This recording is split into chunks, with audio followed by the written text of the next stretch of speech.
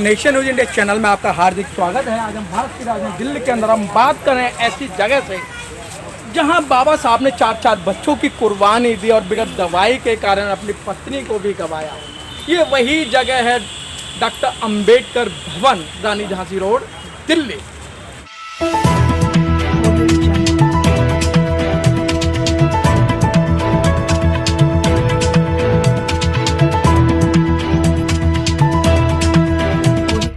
इस news channel पर जो भी वक्ता ने कहा वो उसकी अपनी राय है, जिसकी पुष्टि नेशन न्यूज इंडिया नहीं करता। धन्यवाद।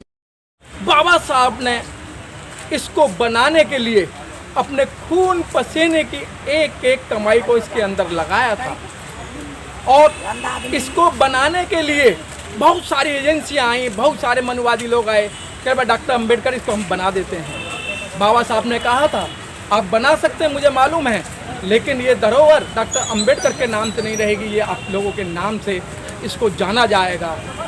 तो मेरा समाज इतना गया गुजरा नहीं है, मेरा समाज अच्छा है।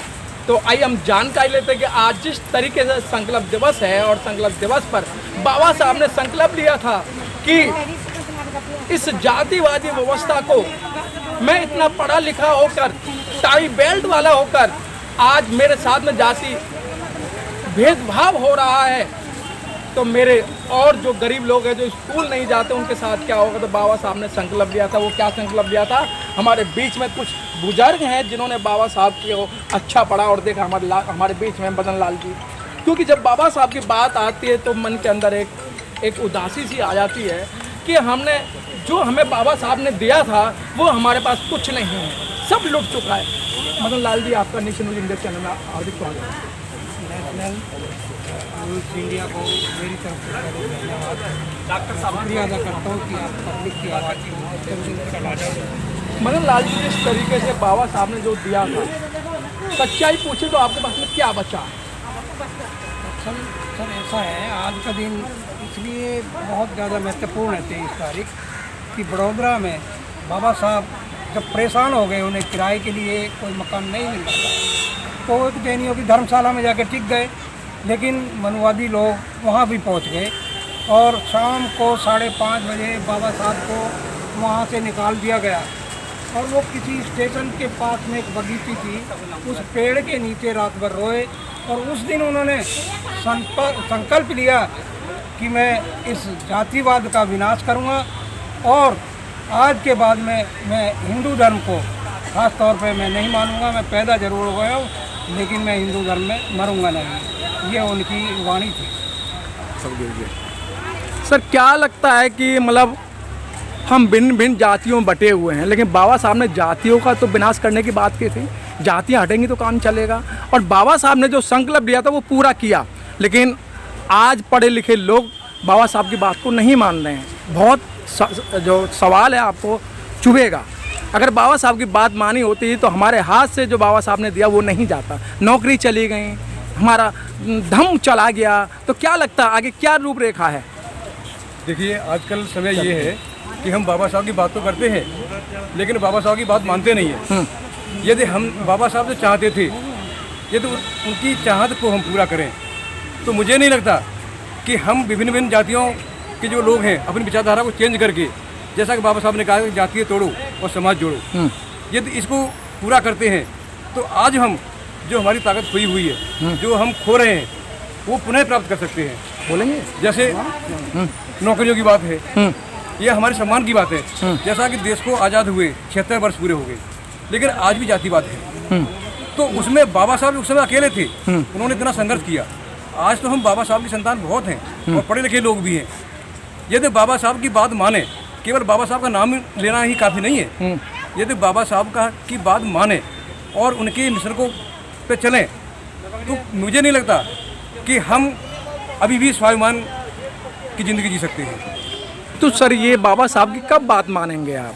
आपके पास सब तो लुट चुका है, आने वाली जनरेशन आपको माफ़ नहीं करेगी। मैं फिर बोल रहा हूँ, आपको आने वाली जनरेशन माफ़ नहीं करेगी। सब नौकरियाँ चली गई, सब आपका जो व्यवसाय थे वो चले गए, तो कब आप बाबा साहब को मानोगे?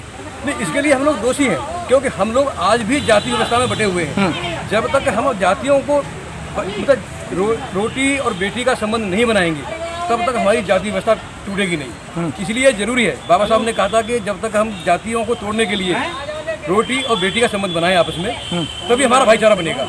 और जब तक हम इस काम को नहीं कर पाते, हम लोग घाटे में रहेंगे। जैसा कि आज घाटे में है, नौकरियां जा रही हैं, स्वाभिमान जा रहा है, जाति व्यवस्था की कोई बनी हुई है, तो ये हमारी जिम्मेदारी बनती है। हम ब्राह्मणवाद को कोसते हैं, लेकिन सबसे ज़्यादा ब्राह्मणवाद को हम अपने सिर पर ढो रहे हैं। हम अपने अंदर से ब्राह्मणवाद को खत्म नहीं कर पा रहे हैं।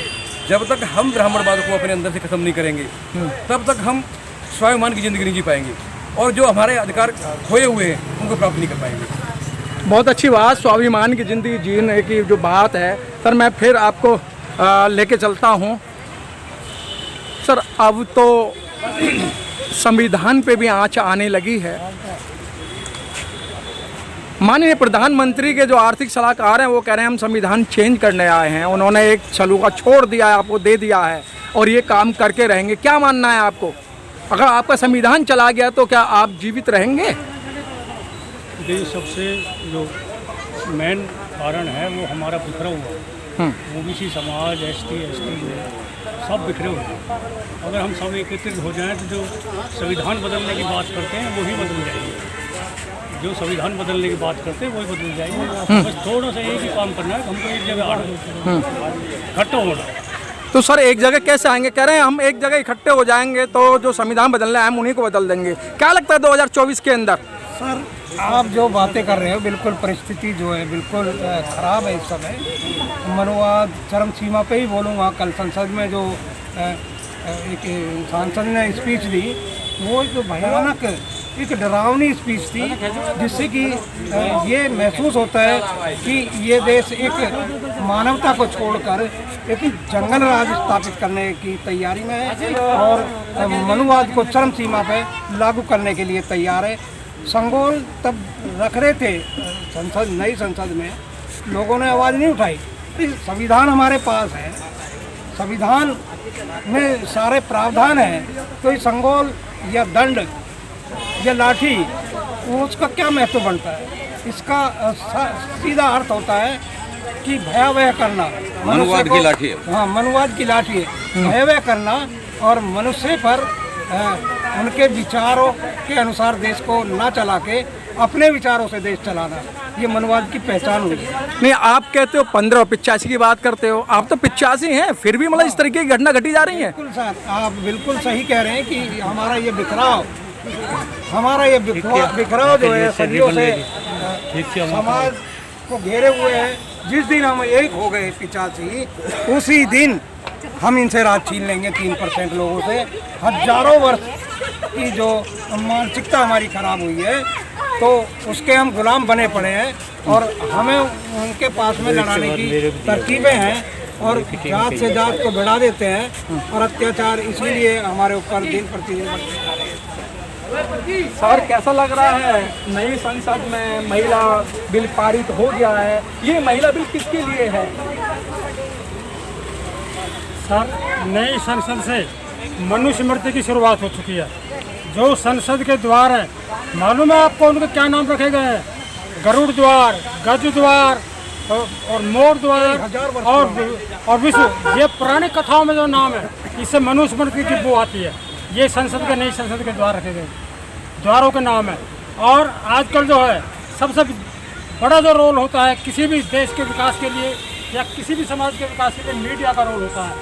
अभी आपने देखा होगा विश्व प्रेस स्वतंत्रता दिवस हर साल 3 मई को मनाया जाता है।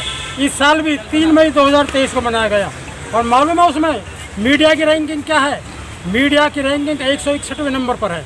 इसका मतलब है कि 100 में से केवल 11 नंबर मीडिया को दिए गए हैं वर्ल्ड प्रेस के अंदर। और ये जो वर्ल्ड प्रेस का दिन मनाया जाता है, उस दिन इनाम भी दिए जाते हैं। आज तक का रिकॉर्ड है कि सन 1993 से भारत की मीडिया को किसी भी एंकर को कोई इनाम नहीं मिला है। यानी हमारे देश की जो मीडिया है वो रटाए रटाए तोते की परिभाषा बोलते हैं, उनको बोलने की कोई आज़ादी नहीं है। यदि हमारी देश की मीडिया हो जाए तो यहाँ जो गरीबों के ऊपर अत्याचार होता है, अन्याय होता है, वो होना बंद हो जाए। गरीबों के ऊपर अत्याचार 2 ही तरीके से रुक सकता है, या तो जो दलित और वंचित और गरीब लोग हैं वो इतने बड़े बन जाए कि उसे कोई रोकने वाला पैदा ना हो, उसके काम को रोकने वाला पैदा ना हो, या देश के लोग उसे अपना भाई माने, अपने समान माने। लेकिन इन दोनों परिस्थितियों में से आज एक भी स्थिति सही नहीं है, क्योंकि गरीब आदमी ना बड़ा है और न हमारे देश के लोग उसको अपना रहे हैं। उनको आज भी दलितों को जो वंचित रखा जाता है हर काम से। सर, मीडिया की आपने बात की, मीडिया को सम्मान नहीं मिला। मीडिया को आगे बढ़ाने वाले आप ही लोग हैं ना। जब आपकी बात नहीं करता है, आपको नहीं दिखाता है, आप अपने पैसे खर्च करते हैं, तो आप क्यों ना जो आपके टीवी हैं या जो और जो चैनल हैं बंद करके रख दो उन्हें। देखियो मीडिया चैनल, मीडिया जो है, आप मीडिया में देखिए कि 17 तारीख को पेरियार की जयंती पर अंबेडकर भवन में जो है हवन किया गया अंदर जब 17 तारीख को 26 अलीपुर रोड, हाँ 26 अलीपुर रोड पर जो है जो मेमोरियल है बाबा साहब का, उसमें हवन किया गया। ये क्या है, किसी भी टीवी चैनल ने दिखाया क्या? ना कोई ब्रेकिंग न्यूज में दिखाया, किसी में नहीं दिखाया। ये क्या है मीडिया? केवल मीडिया में जो एंकर होते हैं, एक व्यक्ति ऐसा था जो NDTV पर आता था, रवीश कुमार, और वो जो सच्चाई की बात करता था और जनता को सुनाता था, उसको जो NDTV ने बाहर निकाल दिया, उसको चैनल से बाहर कर दिया गया। यह है आज की सरकार की जो हकीकत।